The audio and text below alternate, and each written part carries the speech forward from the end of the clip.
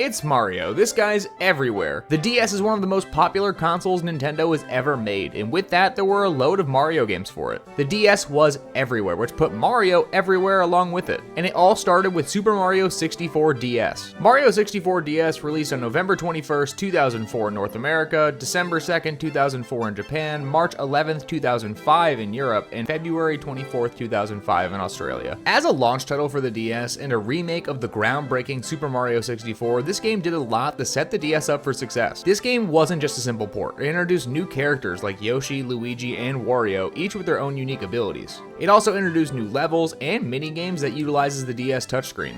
This game lets you play blackjack with Luigi. I mean, come on, if that's not the game of the century, I don't know what is. While controls were definitely held back by the lack of an analog stick, this game still delivered a solid Mario experience that brought one of the most beloved 3D platformers to a new generation of players. I'm still amazed they got this game to run on a DS as a launch title. Though this port gets a lot of criticism for having strange changes to the formula, it offered a solid port on one of the most beloved games of all time, and it set the DS up for a great run. It's Mario 64. This game is timeless. No matter if you're playing on the DS or the N64, you're going to have a great time. Yoshis Touch And Go, released on March 14th, 2005 in North America, January 27th, 2005 in Japan, May 6th, 2005 in Europe, and May 19th, 2005 in Australia. As we all know, the DS had two screens. That is preposterous! This game fully embraced the DS's new touchscreen. Even though this game feels more like a tech demo than a full-fledged game, it showcased the DS's potential for new takes on formulas from older games. This game heavily depended on the stylus to draw clouds, guide Yoshi, and protect baby Mario as they descend from the sky. While this game was innovative and fun, especially early on in the console's life cycle, it was fairly short and lacked a lot of depth that traditional Mario platformers did. Even though this game was short and simple, it still was fun enough and it highlighted the DS's unique capabilities well. Yakuman DS, released on March 31st, 2005 in Japan. This game took Mario and friends into the wonderful world of Mahjong. I have no idea what's happening. If you're like me, then this game probably is unfamiliar to you, but it was Mahjong with a Mario twist. I'm not 87 years old, so I don't know how to play Mahjong, and while this is not a traditional Mario game, it's an interesting example of how the Mario brand was used everywhere during this time. I have no idea how to play Mahjong, but I just wanted to let you know that this exists. Mario and Luigi, Partners in Time, released on November 28th, 2005 in North America, December 29th, 2005 in Japan, January 27th, 2006 in most of Europe, February 10th, 2006 in the UK, and February 3rd, 2006 in Australia. The Mario and Luigi series made its DS debut with this title. This RPG series follows Mario and Luigi going on various adventures, and I will say this is one of my favorite game series of all time.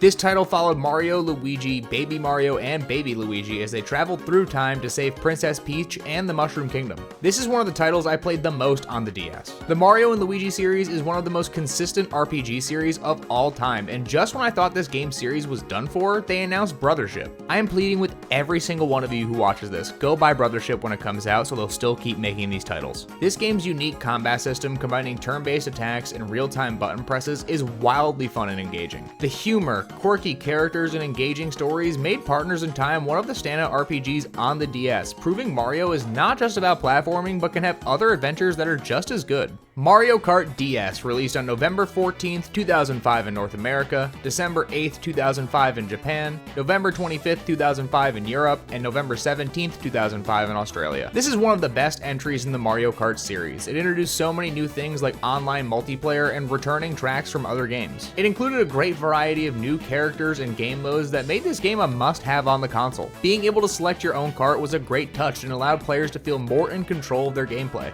New characters like Dry Bones and Rob made this title feel unique. The multiplayer experience was great as well, having the option to use download play so you could bring one copy and bring the couch co-op experience wherever you go. But it didn't just shine through multiplayer. With the addition of Mission Mode, which provided a fun single-player challenge mode, Mario Kart DS was a complete package that showcased the DS's capabilities in great ways. It's no wonder why this is one of the best-selling games on the entire console. Super Princess Peach, released on February 27th, 2006 in North America, October 20th, 2005 in Japan, May 26th, 2006 in Europe, and March 30th, 2006 in Australia. Super Princess Peach flipped the script by putting Peach in the spotlight as the main character, setting out to rescue Mario from Bowser. Being able to use her unique abilities tied to her emotions, this game functioned mostly as a typical 2D Mario adventure, with a solid twist. It had 8 worlds to explore with 6 levels each, and you set off through these worlds to save Mario, all while collecting coins and finding hidden toads. One cool thing about this game is that you can use your coins that you collect along the way to upgrade your stats. You can even upgrade your parasol. It's a parasol.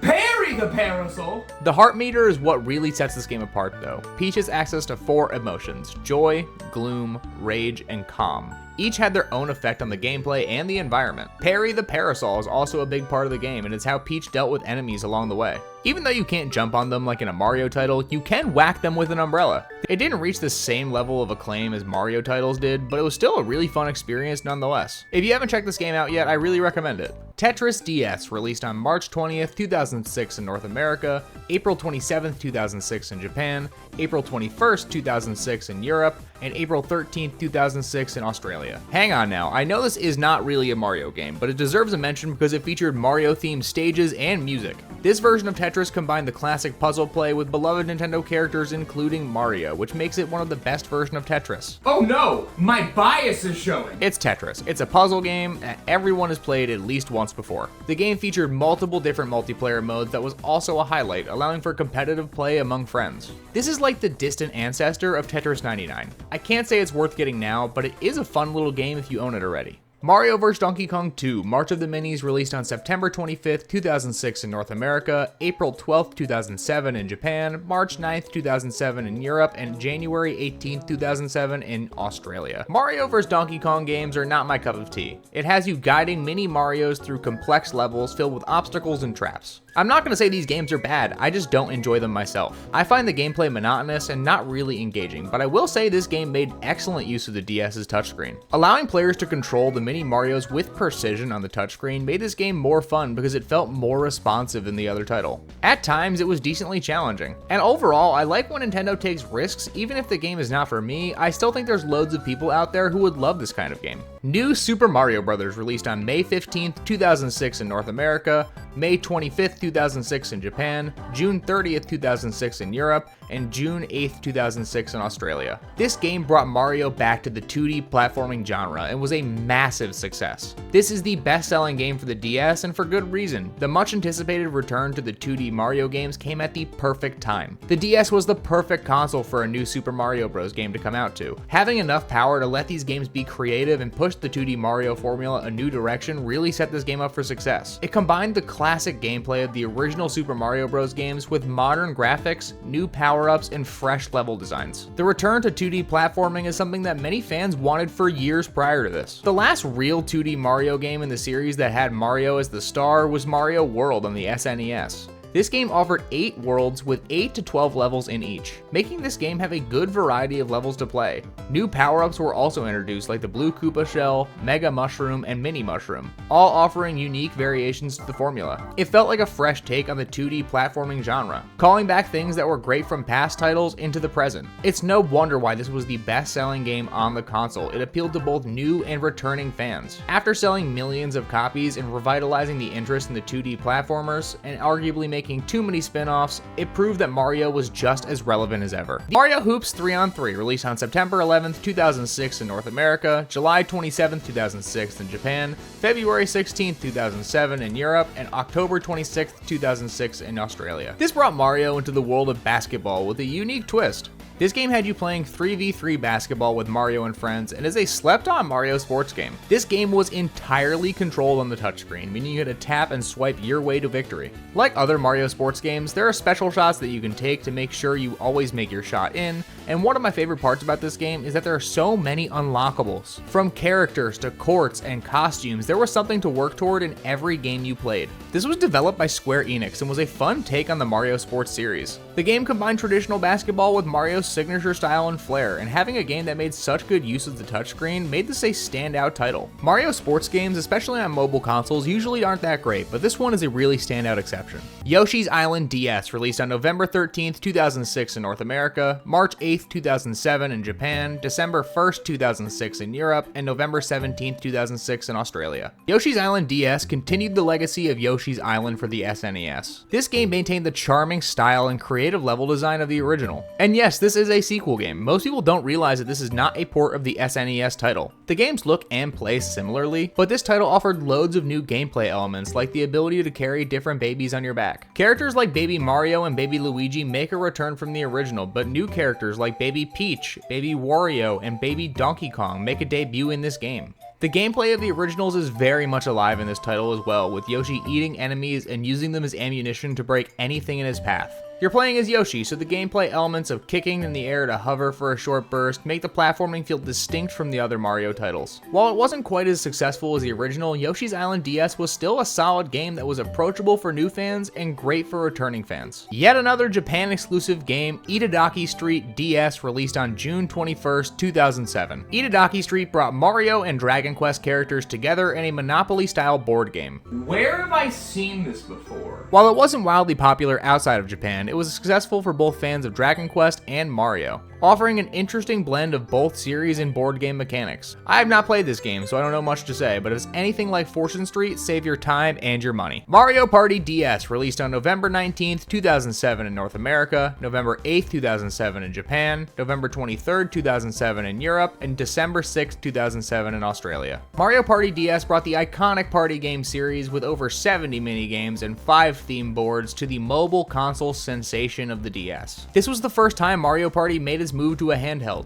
We don't talk about this game, okay? Unlike Mario Party Advance, this was a full-fledged Mario Party experience that could be played on the go. This game took the iconic formula of other entries in the series and brought it over to the DS, and it works just as well as it does on the home console. Somehow they made rolling dice to move around the board and collect coins and stars feel natural on the DS. This game lacks some content, but considering it was on the DS, I can't blame them. Super Mario Party came out for the Switch and had less boards than this. The game utilized all the DS's features really well, including the touchscreen and microphone, to create mini-games that were both fun and inventive. Mario Party DS was a hit with fans and proved the series could thrive on a portable system. It's a shame this is really the only good portable Mario Party we've gotten. Other games in the series that were put on mobile consoles just don't hit the same way this title did. Mario and Sonic at the Olympic Games for the Nintendo DS, released on January 22nd, 2008 in North America, January 17th, 2008 in Japan, February 8th, 2008 in Europe, and February 7th, 2008 in Australia. Mario and Sonic at the Olympics had 2 entries on the DS, being this, which released in 2008, and the other one, which released in 2009, being the Winter Olympics.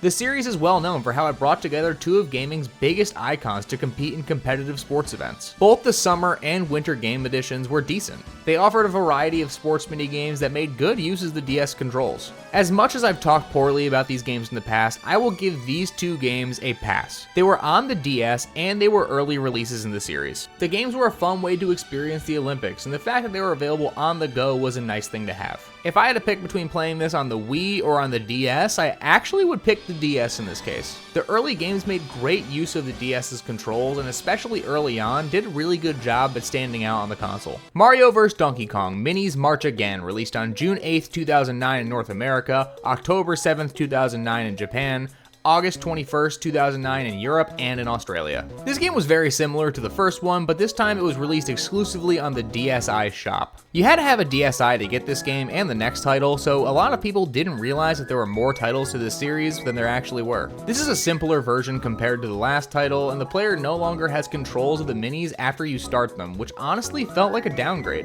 You can only use your touchscreen to manipulate the environment around them. If you were a gold member for Nintendo Club in 2012, you could get this game, and I still didn't get this game. I regret not getting this game at the time. I don't think that I would play it, but it was nice to be able to have it.